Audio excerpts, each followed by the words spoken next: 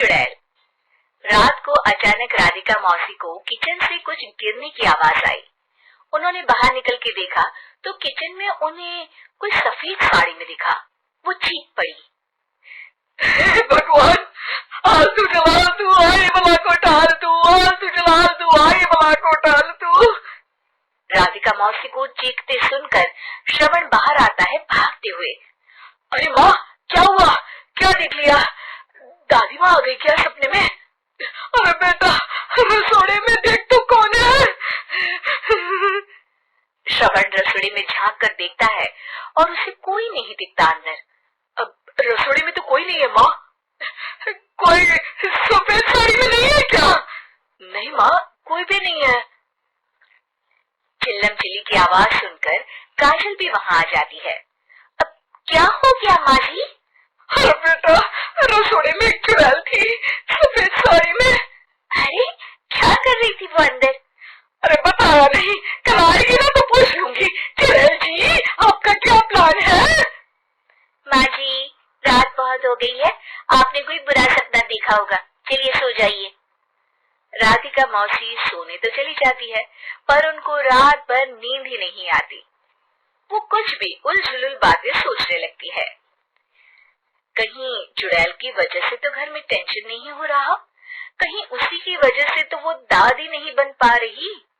सुबह जब राधिका मौसी रसोड़े में छानबीन करती है तो पाती है कि नींबू का अचार गायब है। चुड़ैल नींबू का अचार ले गई? मुझे तो ठीक नहीं लग रहा कुछ। चुड़ैल को भी पता है कि जिंदगी का असली मजा तो खट्टे में ही है। राधिका मौसी झट से श्रवण को फोन कर देती है। बेटा, मुझे समस्या समझ में आ गई है, हमें एक तांत्रिक की जरूरत है। अरे क्या बोल रही हो माँ, तांत्रिक की क्या जरूरत है? आप पूजा पाठ तो कर ही रही हो ना। आलतू जलालतू मंत्र सारे फालतू, जैसे कुछ मंत्र पढ़ो, चली जाएगी अपने आप चुड़ैल। अरे नहीं बेटा, कभी चुड़ैल को कम नहीं समझते। अरे तुझे पता भी नहीं चलेगा कि कभी वो छल करके काजल की जगह घर की बहू खुद बन जाएगी। क्या माँ, कुछ भी बोल रही हो? कहाँ काजल और कहाँ चुड़ैल? वैसे एक बात बताओ, काजल को अगर गाने के लिए बोल देना तो चुड़ैल काजल की आवाज सुनकर घर तो क्या, धरती लोग छोड़कर चली जाएगी। तुम ना पढ़े लिखे बच्चे हर चीज को मजाक समझते हो। तुम रहने दो, मैं खुद ही तांत्रिक को बुला लेती हूँ। अच्छा सुन, शाम को इमली लेके आना। क्या है कि चटनी खाए बहुत दिन हो गए है ना? नहीं माँ, इमली तांत्रिक से ही मंगवा लो ना, आटा वगैरह भी उसी से पिसवा लेना। देखो मुझे काम करना है। श्रवण रात को कई तरह की सब्जियों के साथ माँ के कहने पे चटनी के लिए इमली भी ले आया था, लेकिन राधिका मौसी के दिमाग में अलग ही फिल्म चल रही थी। उन्हें अब सिर्फ शक ही नहीं यकीन होने लगा था कि शायद चुड़ैल ने श्रवण पर अपना जाल बिछा दिया था, जिस वजह से श्रवण उनकी बात ही नहीं मान रहा था। पर कोई नहीं, आने वाली रात में राधिका मौसी खुद तैयार हो गई चुड़ैल को पकड़ने के लिए। रुद्राक्ष की माला, तुलसी का पत्ता, हनुमान चालीसा सब हाथ के पास ही था, बस चुड़ैल का इंतजार था। और जैसा राधिका मौसी ने सोचा था वैसा ही हुआ। वो चुड़ैल उस रात भी आई, पर वो राधिका मौसी से तेज निकली और राधिका मौसी के उससे पकड़ने के पहले ही वो भाग खड़ी हुई। जरूर बहू पे साया है उस चुड़ैल का, तभी तो श्रवण के कमरे में गई है। और अगली सुबह राधिका मौसी पिछली रात हुए हमले में किन चीजों का नुकसान हुआ उसका हिसाब लगा रही थी। उनके खेमे से एक आम के अचार की शीशी भी गायब हो चुकी थी और वो इमली भी जो कल श्रवण लेकर आया था।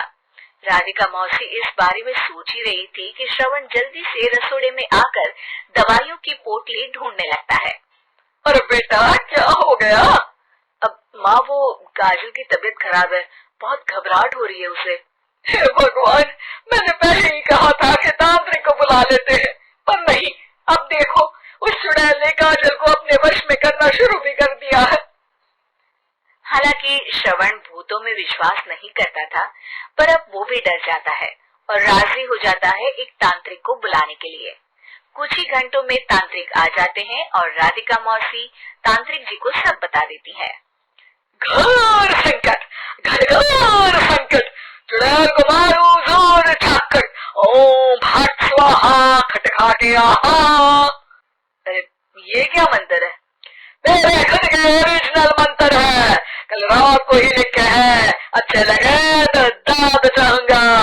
एक और मंत्र सुनो, आग बुझिया है, आब्राकडाब्रा, दिल्ली बम्बई आगरा, चन्ना मामा सोरले सुरन मामू जारा। ये मंत्र है? अरे कोई चालीसा वालीसा पढ़ो ना। वक्त कम है, 40 नहीं पड़ेंगे, 20-25 में काम चलाना पड़ेगा। अरत निरंजन जाके लंदन, मुफ्त का रंजन किसमें है लंदन। अरे जल्दी करो तांत्रिक जी, जल्दी करो। तांत्रिक अपने उल झलूल मंत्र पढ़ने लगता है। श्रवण को तांत्रिक पे शक होता है। वो अपने एक डॉक्टर दोस्त को कॉल कर देता है ताकि कोई अनहोनी हो तो इमरजेंसी में चीजें मैनेज हो जाए। तांत्रिक धुनी रमाता है जिसकी वजह से कमरे में काफी धुआं हो जाता है और जिसकी वजह से बहू की घबराहट बढ़ जाती है। अब भागेगी चुड़ैल। हाँ। बहू खांसते हुए धुएं से बचने के लिए बाहर चली जाती है। अरे भाग रही है, भाग रही है। पीछे पीछे श्रवण भी जाता है। बहू एक सोफे पर बैठ जाती है। तभी डॉक्टर दोस्त आ जाते हैं और श्रवण को पानी लाने के लिए कहते हैं। थोड़े चेकअप के बाद डॉक्टर कहते हैं, मेरे हिसाब से जाप का काम पूरा हो गया है। क्या मतलब? अरे कुछ भी नहीं माँ, कोई चुड़ैल नहीं है, खुशखबरी है, अब दादी बनने वाली है। मगर वो सब अचार के डब्बे। श्रवण दोनों अचार के डब्बे अपनी माँ को दिखाता है जो कि उनके बिस्तर के नीचे छुपे हुए थे। आपने सही बोला था माँ, वो चुड़ैल काजल ही थी जो खट्टा खा रही थी। हमें कल ही पता चला पर हमने आपको ये तांत्रिक वाला काम करने दिया ताकि आपको भरोसा हो जाए कि भूत वगैरह कुछ होता ही नहीं। अच्छा अच्छा, ये तो बड़ी खुशी की बात है, पर बेटा मुझे एक झाड़ू तो ला दे। क्यों माँ? ये तांत्रिक का भूत उतारती हूँ मैं। अब तांत्रिक राधा मौसी के डर से घर से भाग निकलता है और राधा मौसी उसके पीछे भागती है। अब संकट ये घनघोर है, तांत्रिक मुआ चोर है।